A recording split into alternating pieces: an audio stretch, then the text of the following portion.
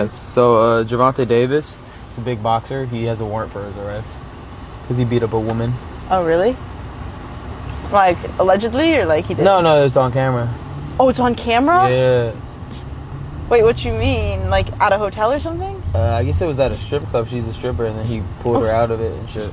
Right now, one of boxing's biggest superstars is at the center of a growing law enforcement search. World lightweight champion Gervonta "Tank" Davis is wanted by police in Miami Gardens, Florida, facing multiple felony charges tied to an alleged domestic violence incident. Authorities confirm there is now an active arrest warrant for Davis, and multiple agencies, including the U.S. Marshals Fugitive Task Force, are involved in efforts to locate him. 2025 at approximately 2:15 p.m., the victim entered the Miami Gardens Police Department accompanied by her attorney to report an incident that occurred on October 27, 2025. At the time of the incident, the victim was employed at a local gentleman's club located within the city of Miami Gardens. According to the victim's statement, at approximately 4:15 a.m. while working, she was approached by Mr. Davis. The victim reported that Mr. Davis grabbed her by her back of her head, pulling her by her hair with one hand and by her throat with the other. He forcefully escorted her down a stairway and toward the parking garage while maintaining his grip on the back of her head. Upon reaching the parking garage, the victim reported that Mr. Davis released her, at which point she was able to run towards her coworkers for safety. The victim reported sustaining minor injuries, including visible bruising to her left arm at the time the report was made, and she sought medical attention. The victim further reported that she has known Mr. Davis since 2022, and they were previously involved in an intimate relationship for approximately 5 months, which ended about a month prior to the incident. She stated she had blocked all forms of communication with Mr. Davis after the relationship ended. During the course of the investigation, lead detective Gary Florencio obtained and reviewed video surveillance footage that corroborates key elements of the victim's statement. As a result of the diligent and hard work of our Special Victims Unit, an arrest warrant has been issued for Gervonta Bryant Davis on the following charges: battery, false imprisonment, and attempted kidnapping. The investigation determined that Mr. Davis used force to restrain and attempt to remove the victim from the location against her will.